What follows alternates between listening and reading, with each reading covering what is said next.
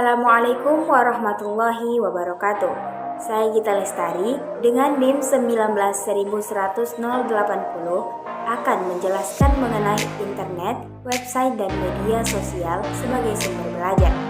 Sebelum itu, saya ucapkan terima kasih kepada Bapak Dr. Usman Nur MAG selaku dosen pengampu mata kuliah media dan sumber belajar PAI.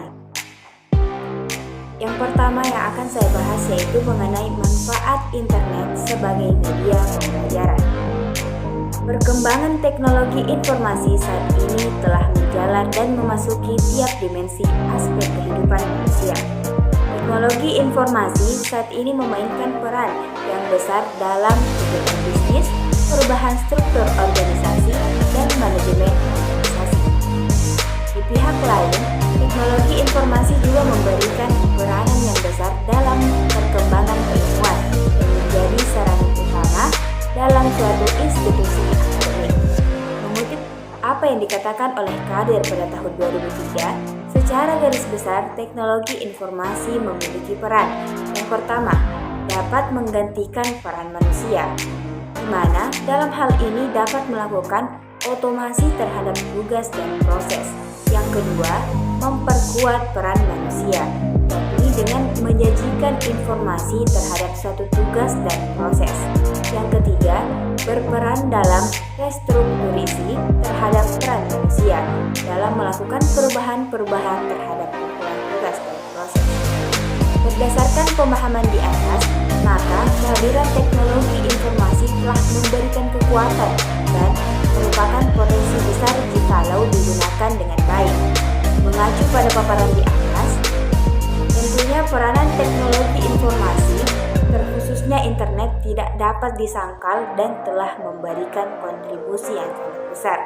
Roy Suryo pada tahun 2005 telah memberikan gambaran kepada kita bagaimana teknologi informasi telah memainkan peranan yang penting dalam suatu komunikasi informasi.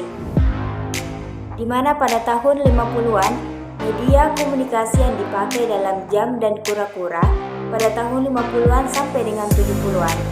Media yang dipergunakan adalah surat dan telex. Pada tahun 70-an sampai dengan 90-an, media yang dipergunakan adalah telepon dan fax. Dan pada tahun 90-an sampai sekarang, maka media yang dipergunakan adalah ponsel atau handphone, PC atau komputer, dan internet.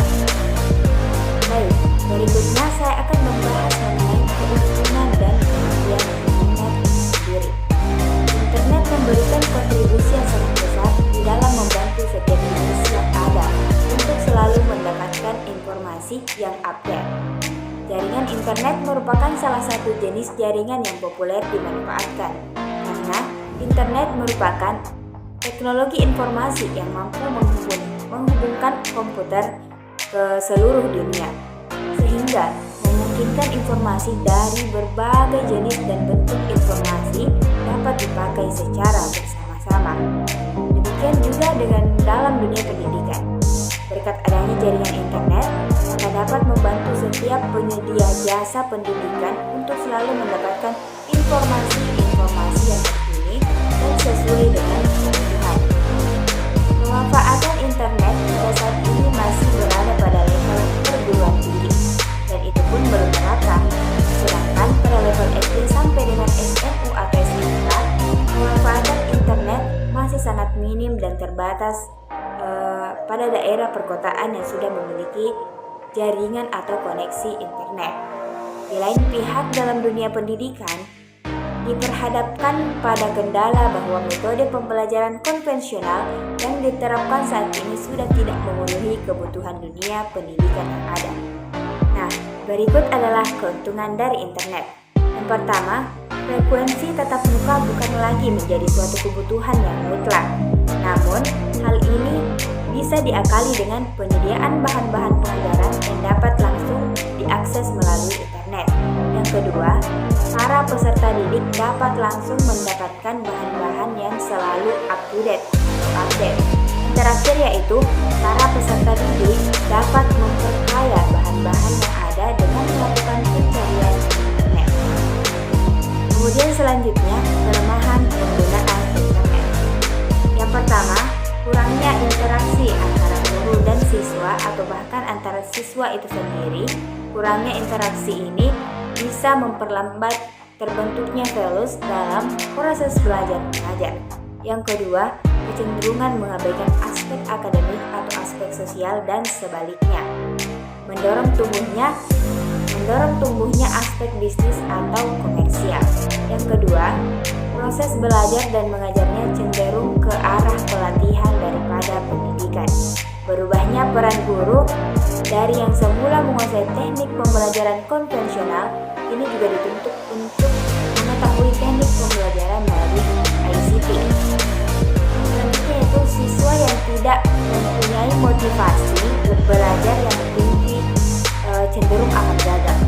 Selanjutnya, tidak semua tempat tersedia fasilitas internet, atau mungkin hal ini berkaitan dengan masalah tersedianya listrik, telepon, atau komputer. Kemudian, kurangnya tenaga yang mengetahui dan memiliki keterampilan soal-soal internet. Kemudian terakhir, kurangnya penguasaan bahasa komputer.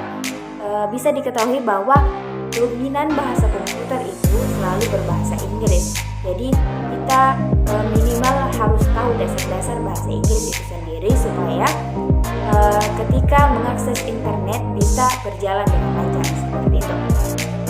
Selanjutnya mengenai media sosial sebagai sumber belajar yang aktif. Media sosial adalah situs yang menjadi alat untuk menyampaikan informasi dan juga interaksi secara online. Dengan kata lain, dalam media sosial, seorang dapat berinteraksi secara online dengan yang lain. Sedangkan sumber belajar dipahami dalam pengertian luas, yaitu sumber belajar adalah segala macam sumber yang ada di luar diri seseorang, khususnya peserta didik yang memungkinkan terjadinya proses belajar. Menurut Ahmad Rohani tahun 2004 halaman 102. Selanjutnya, belajar adalah proses perubahan dalam diri setiap seseorang atau peserta didik dalam ranah pengetahuan, sikap, dan keterampilan. Jadi yang dimaksud dengan judul menjadikan media sosial atau sosial media sebagai sumber belajar yang efektif adalah usaha setiap guru atau dosen atau pemerhati pendidikan yang menjadikan media sosial sebagai media menyampaikan pesan-pesan atau hal-hal yang bersifat edukatif yang sesuai dengan bidangnya. Hal ini tentu bergantung kepada pengguna medsos itu sendiri, khususnya yang mencurahkan perhatian pada dunia pendidikan. Para pemerhati pendidikan seperti guru dan dosen serta mahasiswa yang konsen pada pendidikan dapat menjadikan media sosial sebagai sumber belajar yang dapat menolong orang lain mendapatkan informasi yang dibutuhkan. Dalam dunia pendidikan, informasi yang dibutuhkan itu disebut dengan materi pelajaran. Materi pelajaran tersebut menambah pengalaman belajar peserta didik. Pembelajaran pada masa kini tidak lagi hanya bersumber pada guru, tapi dari berbagai sumber atau ragam sumber. Itulah sebabnya sosial media dapat dijadikan sebagai sumber belajar yang efektif. Berikutnya saya akan menjelaskan mengenai jenis-jenis media sosial yang sendiri. Jenis-jenis media sosial sudah hampir sangat sering kita ketahui, apalagi mahasiswa-mahasiswa. Berikut saya akan menyebutkan jenis-jenis media sosial itu sendiri.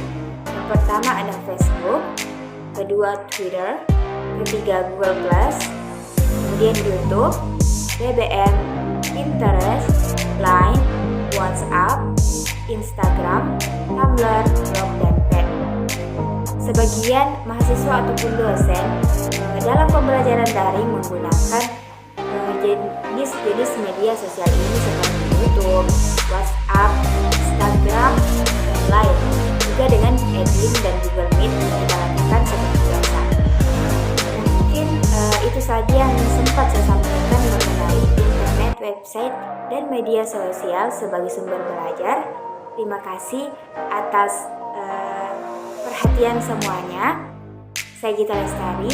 Wassalamualaikum warahmatullahi wabarakatuh.